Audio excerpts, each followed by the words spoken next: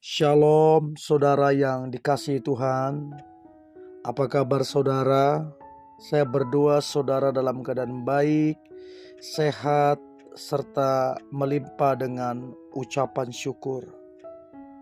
Firman Tuhan hari ini, janji Tuhan ya dan amin. Sebelum kita mendengarkannya, mari kita berdoa. Terima kasih Tuhan Yesus untuk janji-Mu. Kami bersyukur buat semua janji Tuhan yang Tuhan pasti genapi. Kalau hari ini kami mau dengar firman-Mu, urapi kami Tuhan, supaya kami mengerti, terlebih kami menjadi pelaku firman-Mu. Di dalam nama Tuhan Yesus, kami berdoa dan mengucap syukur. Amin. Yosua pasal ketiga ayat pertama sampai ayat yang kelima. Yosua pasal 3 ayat pertama sampai ayat yang kelima. Yosua bangun pagi-pagi, lalu ia dan semua orang Israel berangkat dari Sitim, dan sampailah mereka ke sungai Yordan. Maka bermalamlah mereka di sana sebelum menyeberang. Setelah lewat 3 hari, para pengatur pasukan menjalani seluruh perkemahan dan memberi perintah kepada bangsa itu. Katanya, segera sesudah kamu melihat tabut perjanjian Tuhan Allahmu yang diangkat para imam yang memang suku Lewi, maka kamu harus juga berangkat dari tempatmu dan mengikutinya. Hanya antara kamu dan tabut itu harus ada jarak kira-kira 2000 hasta panjangnya. Janganlah mendekatinya. Maksudnya supaya kamu mengetahui jalan yang harus kamu tempuh, sebab jalan itu belum pernah kamu lalui dahulu. Berkatalah Yosua kepada bangsa itu, kuduskanlah dirimu, sebab besok Tuhan akan melakukan perbuatan yang ajaib di antara kamu. Saudara, ada satu janji Tuhan bagi umat Tuhan. Dikatakan di ayat kelima, besok Tuhan akan melakukan perbuatan yang ajaib di antara kamu. Kata besok atau nanti artinya ada sebuah janji yang akan dikerjakan Tuhan. Sebagai Kristen, kita haruslah dan sepatutnya mengalami apa yang Tuhan janjikan. Kita tidak sekedar tahu janji Tuhan, tidak sekedar menjadi informasi, tapi kita harus mengalami janjinya. Nah, kalau kita belajar tentang Yosua di pasal ketiga ini, ada 3 hal yang Tuhan minta kepada Yosua dan bangsa Israel untuk dilakukan supaya mereka mengalami yang namanya janji Tuhan. Hal pertama yang Tuhan ajarkan kepada Yosua, kuatkan dan teguhkan hatimu. Itu bisa kita baca di Yosua pasal pertama. Tuhan mengingatkan Yosua berkali-kali, kuatkan dan teguhkan hatimu. Berkali-kali kalau saudara baca di pasal yang pertama, supaya jangan menyimpang ke kanan dan ke kiri, supaya beruntung. Nah, supaya kita mengalami janji Tuhan, maka kita tidak boleh menyimpang ke kanan dan ke kiri, supaya perjalanan kita beruntung. Untuk itu penting sekali untuk kita mengingat ini supaya kita mengalami janji Tuhan.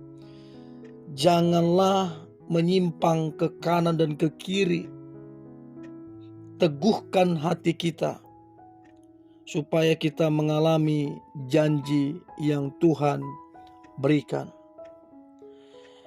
Kemudian firman Tuhan, hal yang kedua, tetap di dalam kuasa perjanjian. Nah, saudara, tubuh kita ini adalah bait Tuhan.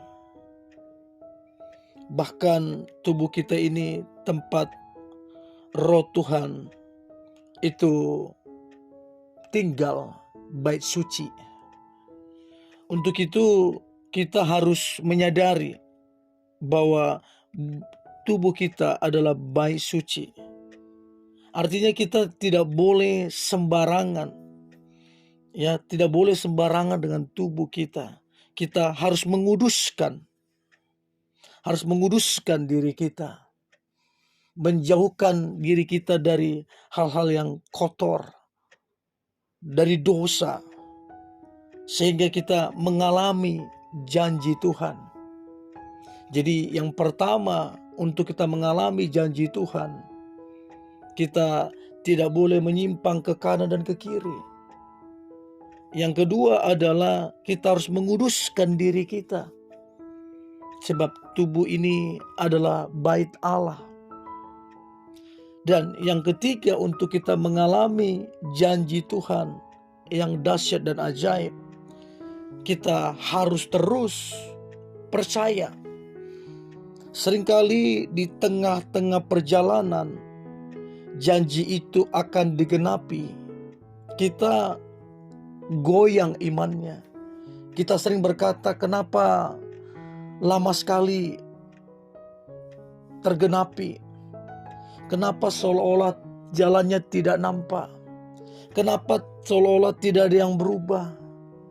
Nah, seringkali proses membuat kita tidak mempercayai janji itu, membuat kita putus asa. Nah, untuk kita mengalami janji itu, kita harus terus percaya. Mau prosesnya cepat atau lambat, mau perjalanannya sukar atau ringan, kita harus terus mempercayai janji itu. Sebab janji itu pasti akan digenapi.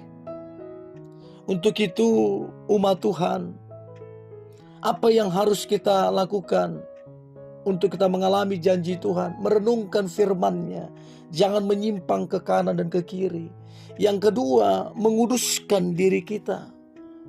Tentunya dengan bergaul karib dengan Tuhan, sehingga kekudusan itu menjadi bagian kita. Dan yang terakhir adalah mempercayai janji itu.